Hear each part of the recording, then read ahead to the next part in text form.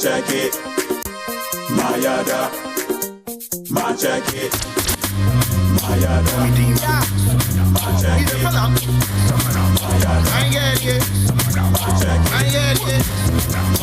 Hello, how are you? Are you here? This is my boy, baby, I'm a fool again. Even if you get bored, still my pastor again.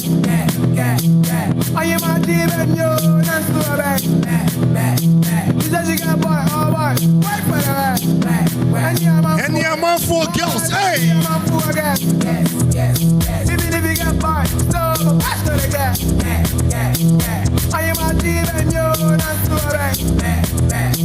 She said she got boy, a fool, wait for the man.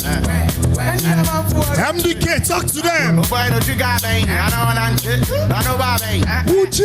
Guys, what's the lie, me? 10K, 5 to 4 mega say. Hey, let's pick up the master, must be Muno. Me the two in the so, and so Menkuno. Me to be my stress, and so Minu. Me and Miss Tochia, Yana Midi. O draws in Yawa, me and Midi. If you are Robra, me and Missy. Tinina, Atauba. When I climb, we'll be get. Can I pint? I'm a pay. What's the name? I'm a pay. What's the name? I'm a pay. I'm a Listen to the mate. I'm a pay. I'm a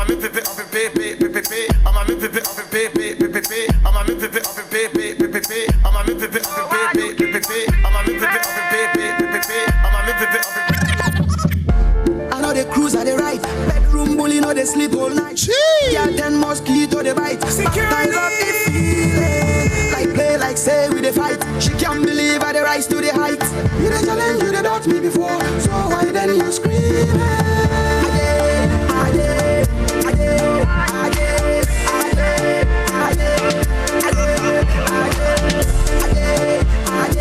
I just wanted to see this dream come true, and I wasn't willing to let it go. Yeah. So it wasn't even about being a DJ.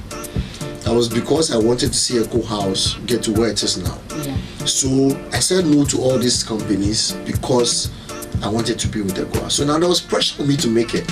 Like from your parents? Yes, because I mean, you have the easy way. You said no. You want to come and do this thing. Yeah. Yes. And they say, not sure they oversaw it. To get to say, my mother, about the spinning, my mother knew that's a term I didn't like, so not from spinner, just to discourage me from playing music and all that. So that was the drive and that was the push for me. I wanted to make it. I used to rehearse every time, learn new things, like do new stuff, because I wanted to be on top. And I always looked up to people like DJ Black. I wasn't about how do I get to overtake Black, but how do I get to his level? Because I mean, I respect everybody that grew up with DJ Black, but then a spade is a spade. It was ahead of everybody. Sure. Yes. So sometimes you just have to call it. So I was like, what is he doing right? What are the others not doing? So I realized that this is what Black is doing. This is what he's not doing. So I started following his path, without even he knowing that there was a boy following his ways. Wow. Yes. So I was just looking at Black. I listened to every Friday, Saturday. I wouldn't miss it for anything. Wow. And we have a pharmacy. My mom has a pharmacy, so I offer to come and sit at the pharmacy just because I get yes. So I bring all the boys. They come, Stone, Bondero, my boys will come around. Then I'll be at the pharmacy selling with the girl there. But I'm listening to DJ Black. Yes. I used to send messages to DJ Black and all that, but we used to send with different names. Yes. So that's how I got into the whole thing. So I've always not liked when people say it's all about hype. That's why, I don't know, some time back it was a talk. I said, if it's about hype, why does it still keep on getting shows to play? Because Doreen is not a good MC. Doreen, they hype. Then I give Doreen a gig. Then Doreen massacres. Yes. Let's say I don't even know what happened at the gig. Yeah. Doreen comes and flops. Would I give Doreen a gig again? So, Vyrusky is about hype. He gets gigs.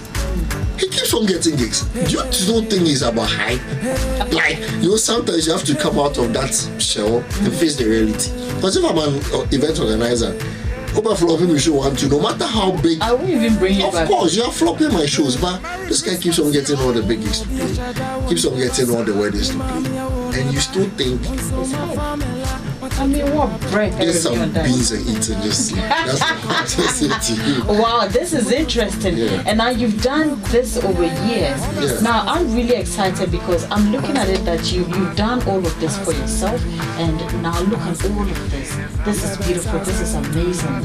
Now, when you look at this DJ profession, we have a lot of young DJs out there. We have lots of people, wanting to do it to the extent that we even have females, but we don't have much of them. Now, the question is, does the word DJ, does the work DJ, does it pay? Yes. Money day inside? Okay, so with that, it continues from the story. I believe that everything in this world pays, depending on what you do and how you do it. You get it? So when I finally decided to pursue this whole DJ thing, right, I was like, okay, cool. Now this is what I want to do.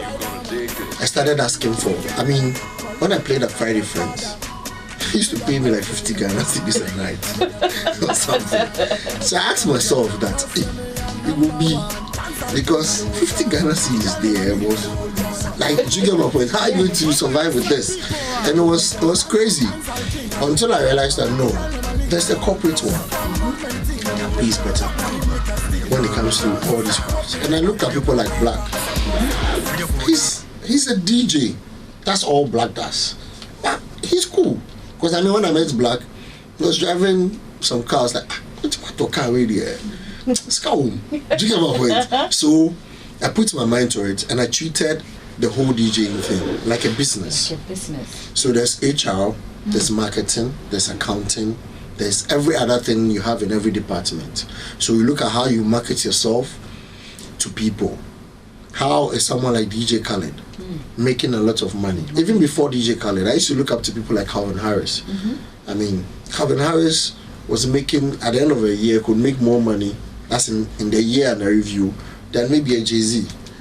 And I'm like, I get him more.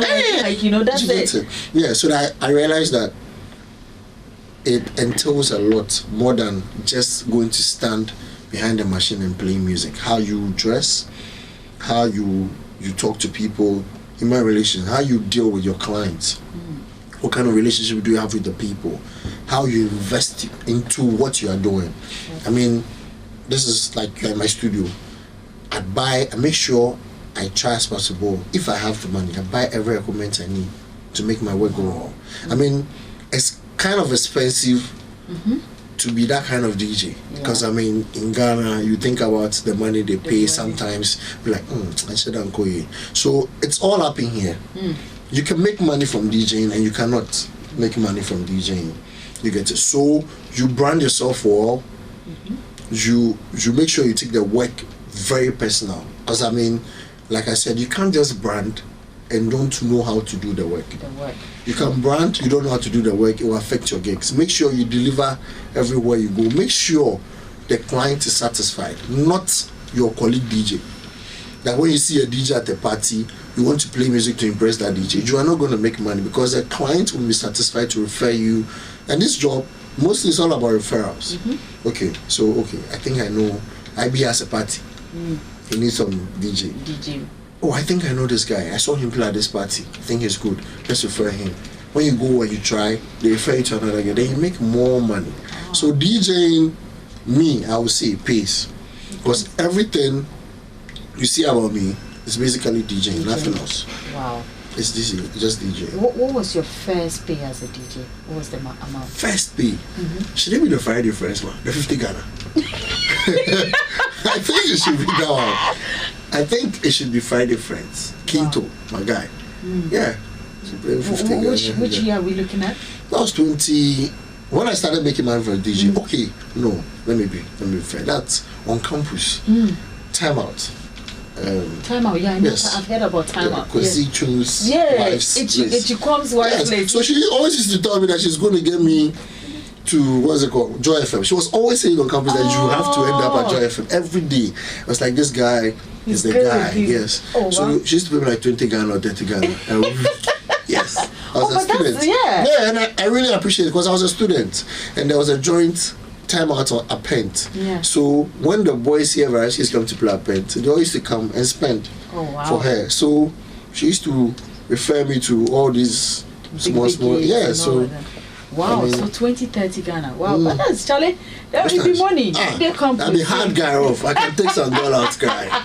For a girl. Wow. Yeah. Now I know that in all of this, in your journey all the way till now, I'm sure you've probably been through some challenges. Yeah. You've experienced bad days, good days, and well, let's start with a bad one. I like to maybe. Have you ever gone to play a show where, like, you can tell that Charlie, this thing they go like go on cry, like you can tell that you carry your things, you're just going and at the back of your head. See what I'm clapping. Charlie, you don't want to hear the story. It happened at GIS. I played their proms and all that. So I know what to play at a GIS prom. Like I know me, I know what to do because I play a lot. And I went for this prom. I was jamming the crowd. Like everybody was on the dance floor. Then this girl came after me. She didn't even look like a GIS student. She came up to me and I looked at her and she was like, Charlie, you see, they like this song. And it was a good song, trust me. It wasn't a bad song. It wasn't a bad song. I just don't want to mention the artist and so maybe the artist will be like, it was actually a very good Ghanaian song. Very big song. Wow. And girl was like, oh, you see the way they don't like this one. They are jamming because it's you. Play the song, you see them jamming. I was like, are you sure? I was like, just play it. And I just echoed out. Then I dropped the song. Dorian, the way they didn't leave the dance floor. Everybody left the dance floor. And they never came back till we closed. Like, I was jamming them just 30 minutes into the show. Yeah. So imagine the experience. I had to play for another 2.5 hours. And for that 2.5 hours, I never got a single soul on the dance floor. I don't know what that song did. If it disintegrated, like, and I felt like I was so furious. Like I kept looking at the girl. And do you know the sad part? When I played the song, she didn't dance. Yeah. But you know, when you dropped, didn't you change it again? No. When I came back to what they were listening to, they were like, "Oh." Now you see, that was the confusion. Because I went to play, it was a hip hop. I was playing hip hop. I came to Afrobeats. Because I wanted to come back to hip hop. They're like, "What is this DJ doing?" It's like, and this kids, when the tune of this, that's it. It's like that's it. There's nothing that. So now you play the song they like. And they don't come to the dance floor. They are just talking to their friends. Some are trying to get numbers, and after I didn't even know how to go and take my balance from the room. I was like, "Sorry." When you went home at that point, I was so mad. And that's one thing about me. Whenever I go through something like this, I'm like, no, I think you're losing it. I get paranoid. So I had to come back with hairs, blah, blah, blah. It took me some time to get a gig again from them, though. Because, I mean, like I said, when you flop, you flop. You flop. Yes. So, when I got a gig again, Jesus Christ. You didn't spare it at all. I killed them. I made sure, Charlie. I play, like I'm not even from Ghana. Straight hip-hop. Hip-hop. Many people. Take your Ghana music. Wow. Please.